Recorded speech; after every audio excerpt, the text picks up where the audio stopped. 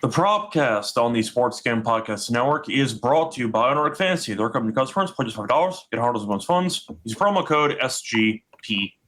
And Peggy the shot, the ground downfield. He gets the catch, and he gets in for the touchdown.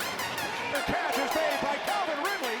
Wilson, as he throws. And welcome, everyone, to the Propcast here on the Sports Game Podcast Network. It's currently Friday morning, October 31st, around 10 a.m. Eastern. I'm Rose Show, once again joined by Rosenberg. Together for break down our favorite props for NFL Week 9.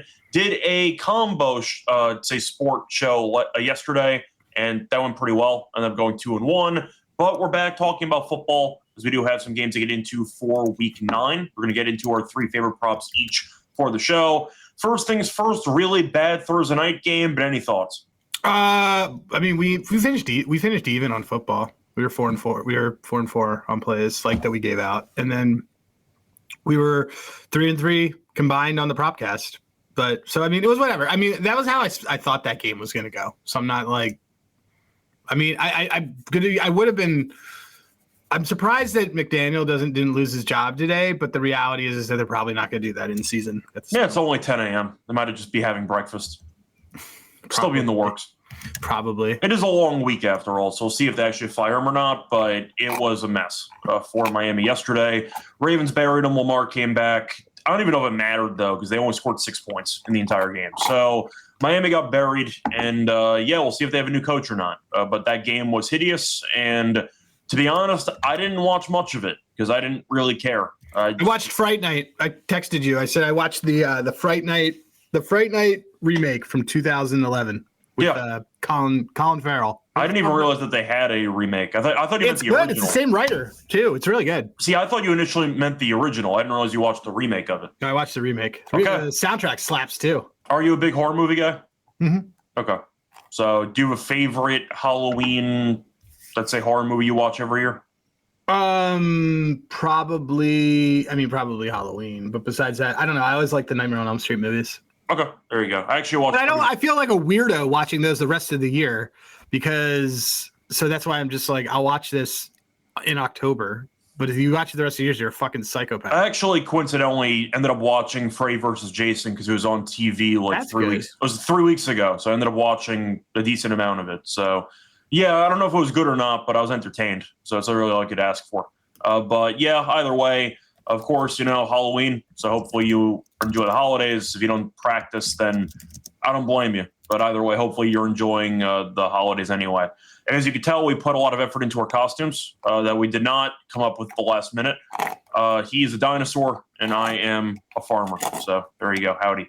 Anyway, before we get into any of the three props each that we have for NFL Week 9, a reminder that the SGPN has a bunch of sports covered, a bunch of leagues covered as well with free podcasts and picks. The NFL, MLB, NBA, college football, the NHL are all live, and we've got a podcast giving out free picks on everything. Subscribe to the SGPN feed to catch every episode wherever you do get your podcast, Spotify, Apple, you name it.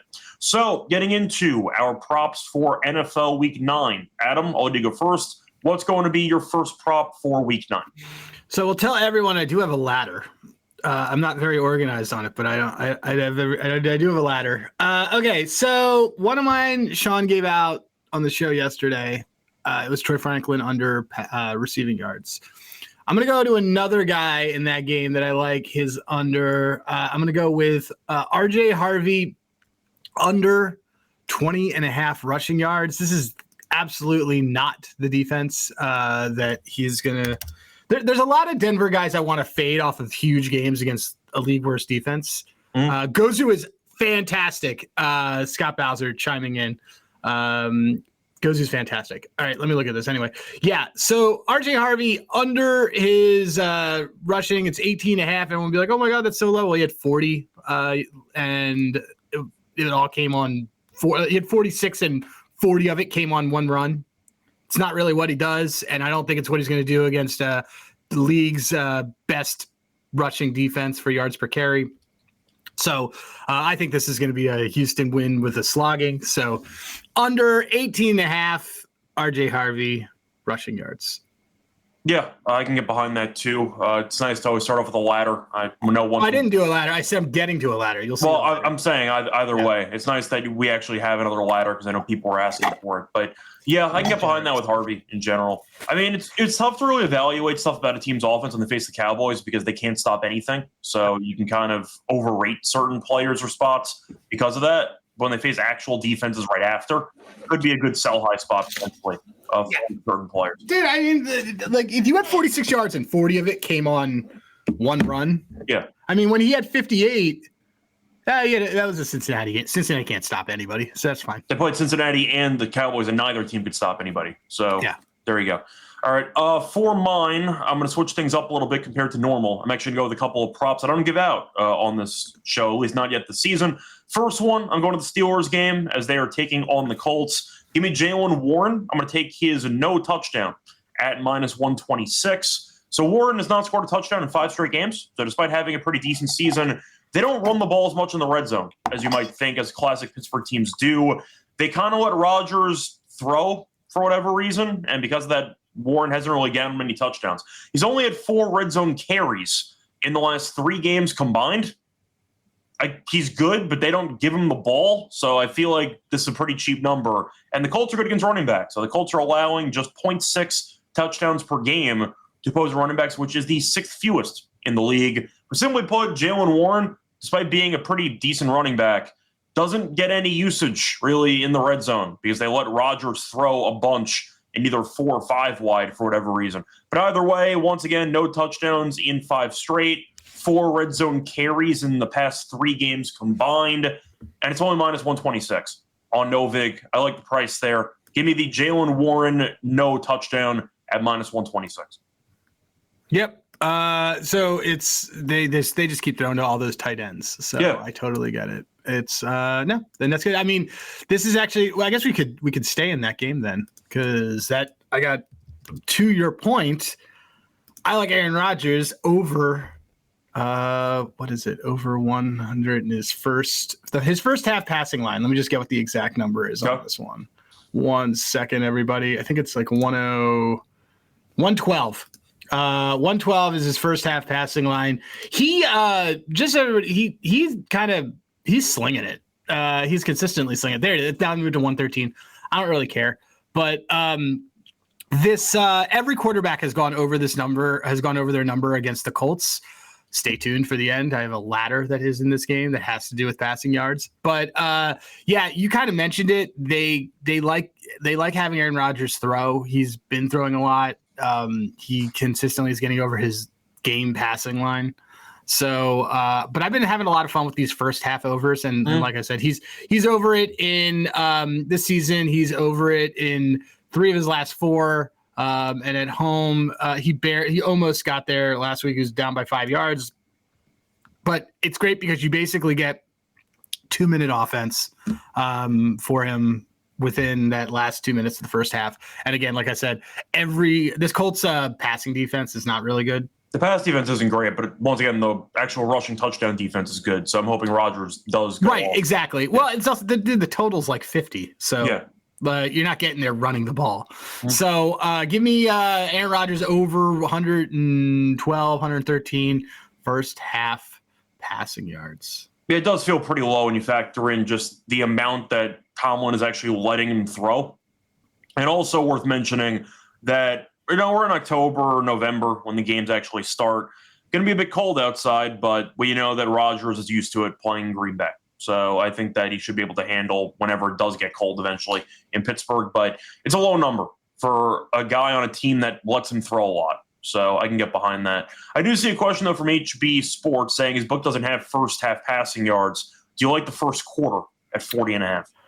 I'm trying to, let me just see if I like the game over for it. The short answer is, yeah, I do. He's been over that. He's been over that in 6 of his last 7. Okay, there we go. That's fine. Also see some people in the comment section asking about Keon Coleman's receiving yards. I did take the under on that last week, which got there. Just take his TD. Yeah. Once again, I see it 40.5, and people are talking about how that number seems very high. I had the under last week, and that got there pretty easily. So if you want to just keep running it back until it goes over, I'm not going to stop you. But I took Keon last week. Did not take him again this week. Anyway, he also just absolutely can't get separation from any quarterback. I've never seen him be able to get a separation other than in the red zone. Yeah, pretty much. Sometimes, sort of at Florida State, he did because occasionally occasionally a broken play, but that's kind of it. That's kind of all he's. Yeah, really this is Bill's Mafia's team. He knows. Yeah, he knows this is the same thing. He knows it. All right. Anyway, before we get into the rest of our props for Week 9, a reminder: they're brought to you by our sponsor, the Book.ag. Whose bookie? My bookie. So you can use them to bet on football, baseball, if you want to use for hockey, tennis, you name it. They also have a prop builder second to none. You can also check out their platform and deposit with crypto. Get payouts with crypto as well to make it easy. And a reminder, when you enter mybook.ag, use code SGPN for a special 100% debit bonus to $500 customers with the G promo code SGPN. We're also brought to you by Novig, which is the number one prediction market for sports in America. Get them great prices in the market, so make sure you check out Novig for great prices. Available in 35 plus states. Download the Novig app. When you do so, get $50 and spend just $5 if you use a promo code SGPN and match with Novig. Promo code SGPN. Welcome back, everyone, to the Propcast. Finish going through our first couple props that we have for Week 9. Time to move on into my second prop for the show. So I'm going to go with a couple interception plays, actually. First one I'm going to go with is Matt Stafford. Give me the no interception at -129. Stafford's been quite good at not throwing picks, even dating back to last season. He has not thrown a pick in 13 of his last 16 games. On top of that, he's been good at home. He has not had a pick in 6 straight home games. And on top of that, the Rams are 14.5-point favorites against the Saints. Could be a good game script. You're looking at an opportunity for the Rams maybe jump out early, coast in the second half against either Rattler or Shuck, whoever the bad quarterback is for the Saints. The Rams might kill this team. If they do and they're up 20, they're running the ball the entire fourth quarter. So the chance that Stafford's attempts might be lower than normal because of positive game script for him. But the fact is Stafford, we know, is being a gunslinger. Recently, not as risky as he has been because he's had 0 picks in 13 of the last 16 games, and they're favored by a ton. So I don't know what your thoughts are on the Saints in this one. I thought Chuck looked awful last week. So did Rattler. You might argue they've figured him out, but I never thought Rattler was actually good. But I think the Rams take care of business. I think Stafford might be running the ball a lot, or they should be handing the ball off a lot in the second half, reducing some pass attempts. Give me Stafford no pick at -129. Being a home-heavy favorite is not a game script for passing a lot, like you said. So it just isn't. So I'm going to ask, do you think the Saints actually keep it close, or do you think that they just... I took the Saints team total under. Yeah, I think they get buried. So they're also tanking. Like Rattler, I don't think Shuck is better than Rattler. I don't either. But if they want to see a new face, I was not impressed by what I saw last week. So yeah. So no, I think that also it's kind of a, I don't know. They don't really, their defense hasn't been really great at getting a lot of those turnovers. So yeah. And I see Bill mentioning what I was saying before, which is Stafford might get pulled, or maybe they'll just avoid letting him throw it all. We know he's older. There's really no need. I think it's a good spot for Stafford to keep it relatively clean. A bit shocking, though. A guy who's had a bunch of injuries in the past, not injuries, I should say a guy who's had a lot of interceptions in the past, has been clean. No picks. Well, he's got good wide receivers, man. He's got good guys he's doing it. Like that. Remember the whole Kyron longest, that thing died this year. He's been great. He's been great in the receiving game. Yeah, and Puka's alive, so they have weapons. So Puka's back too. They're off a bye. Puka's back. Off a bye. It's a great spot for the Rams. But either way, give me the Stafford no pick at -129. So moving into your third and final prop before the bonus section. What do you like for your last play? Okay, we're gonna go with Hunter Henry under longest reception, 16.5. Atlanta has the best ADOT in the league. We're opposing ADOT. I get it. Drake May's got a great deep ball. This is actually like a really good defense against that. Not to mention the fact that every single tight end, with the exception of Dawson Knox, has gone under their longest reception line against Atlanta this season. So this is a good one. I really like it. Under 16.5, longest reception, Hunter Henry. Okay, I can get behind that. I haven't looked at the hit rate, but I do know they're using more dual tight ends. He's under in his last 3. It makes sense. I mean, they keep chucking it deep to actual receivers. They have multiple tight ends now. He's not getting as much love as he did earlier in the season. So yeah, he's like still the favorite red zone target. Like that's for red zone. That's not for like deep passes downfield. Yeah, they've been using Booty for that. It's also just not a. It's just also and sometimes they use DeMario, but like it's just not. It's not a good matchup for it either. No, I feel you. I think that's a pretty high number, so that's a good find. For my last play, I'm going to fade a guy who stinks by taking his interception. I'm going with J.J. McCarthy. We know Wentz is now out for the year, and they got to bring back the rookie or the second-year guy who didn't play in year one. I think McCarthy stinks, and I've been on, I'd say, full documentation with that since he was in Michigan. I never thought he was good, and he's played 2 games this season in basically his rookie year, and he's been horrible. He had 1 good quarter the entire season against the Bears in week 1. Either way, he certainly lose 1 pick in each of his first 2 starts, had 2 picks in his last start against the Falcons. I think he's really bad.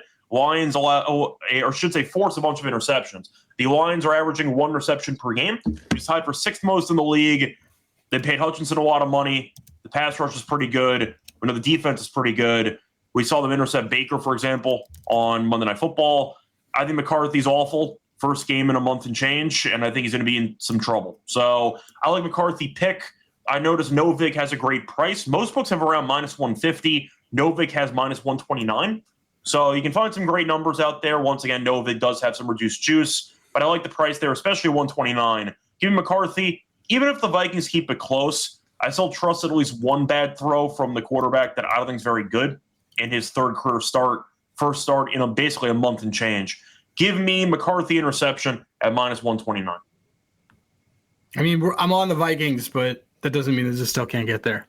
Yeah, so there you go. I mean, which means you're on the Vikings. So it's just, but yes. So there you go. I mean, once again, Vikings can keep this close, but the Lions do force turnovers through the air, and I think it's a bad matchup for McCarthy in his first game back. So either way, anyway, that's my 3 plays. You got yours already. Any miscellaneous stuff you want to share? I got a ladder. Okay. So what is your ladder? So I'm not a big fan, as I mentioned, of the Colts passing defense. I'm really not a big fan of the Steelers passing defense. Everybody has gone crazy. You had how many did Jordan Love have last week? He had like 300 against this team. The Steelers give up a bunch of passing yards to everybody, but yeah. So we are going to do and Aaron Rodgers likes to sling it. So we are going to do and by the way, just the Colts passing defense is not very good either. They're 259 to Cam Ward, 420 to Justin Herbert, 228. To be fair, that game was a blowout, so that was mostly garbage time. But yes, that's a ton of passing yards. Well, yeah, but that you still like allow. No, correct. I'm just saying. Yeah. I mean, like Matthew Stafford, 375. Geno Smith had his highest of the season at 228 over here. Like they give him up. And like I said, I don't like their pass defense. I also, again, the total of the game is 50.5, so there's going to be a pace-up situation here. That said, we are going to do a Daniel Jones, Aaron Rodgers combined passing yards ladder. Okay, that's fun. This is on DK, and I don't know. Oh, sorry, I got distracted by this Dortch thing. We'll talk about Monday Night Football on Monday for that because I want to see who's the quarterback for that game. Anyway, we're going to start this at 525 yards plus 161. I laid a unit on it.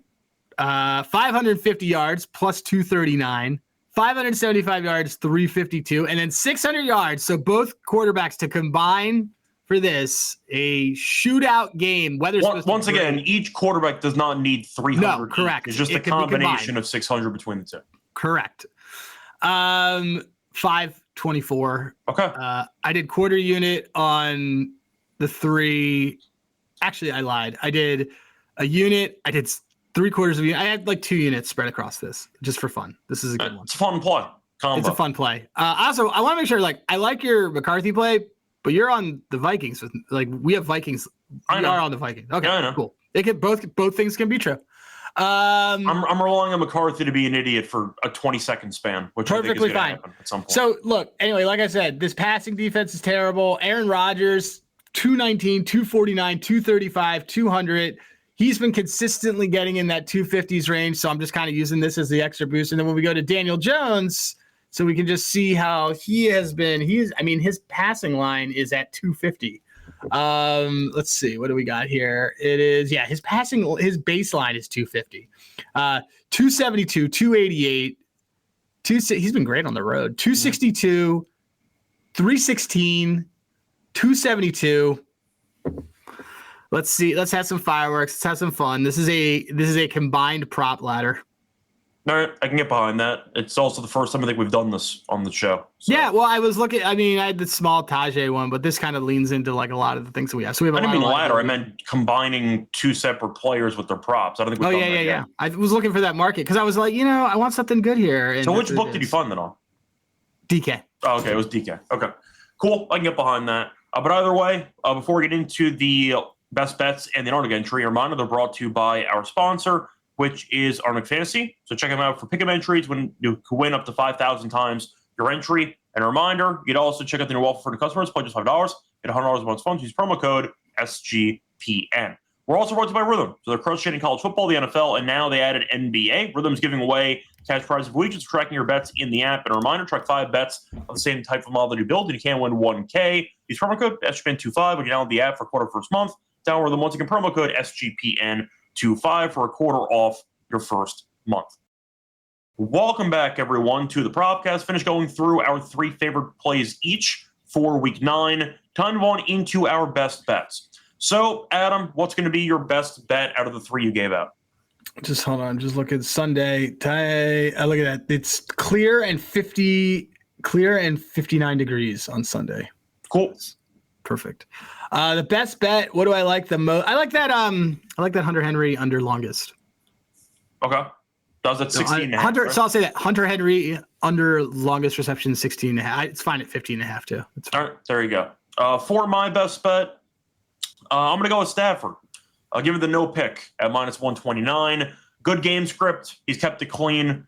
And on top of that, I think the Rams are going to bury him. So I think Stafford might be in a solid game script to avoid throwing much in the second half.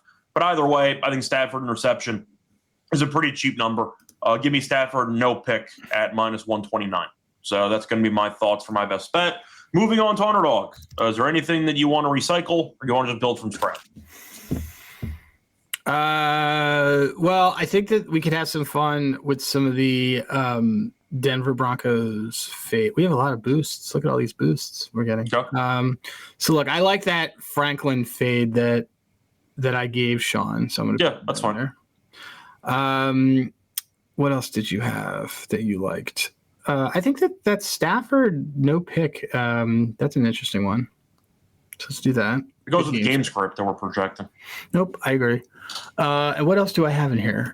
What else do I have in my little briefcase? You know what else I like? Keenan Allen under 47.5 receiving yards. Okay, and what's the angle? Well, first of all, his usage has gone down like crazy since Gladson's kind of shown up. And second of all, this is, again, like not really a game script for games when they're like controlling everything. Like they're 9-point road favorites. This isn't. That is pretty crazy to be a 9-point road favorite. Right. So this isn't really a Keenan Allen kind of game. You use Keenan Allen when you're trying to make up yardage and do that. Yeah. That's not when you use him. So lower 48.5 receiving yards. That's fine. I mean, Gadsden's a monster anyway, which takes up a lot of what Keenan was doing earlier in the year. I completely agree. I also, let me just see if there's any, by the way, Rhythm really likes Aaron Rodgers over passing yards and really likes the under Troy Franklin. So, all right, there you go. Rhythm cooked last night on props, it looks like. Good for them. Okay, so can you just read off the intro one more time? Yeah. It's going to be Troy Franklin, lower 43.5 receiving yards. Keenan Allen, lower 48.5 receiving yards.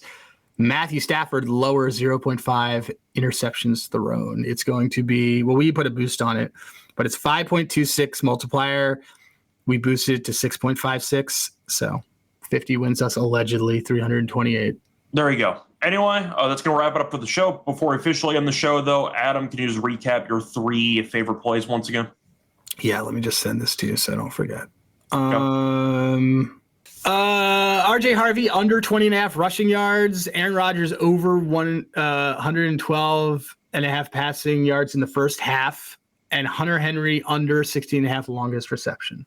And my 3 plays are going to be Jaylen Warren under half a touchdown at -126. Stafford no picks at -129. And McCarthy yes picks. McCarthy over half interception at -129. Anyway, it's going to wrap it up for the show. Back once again for Monday Night Football on Monday morning. Till next time, good luck to all of you and all of your bets. Bye, everyone.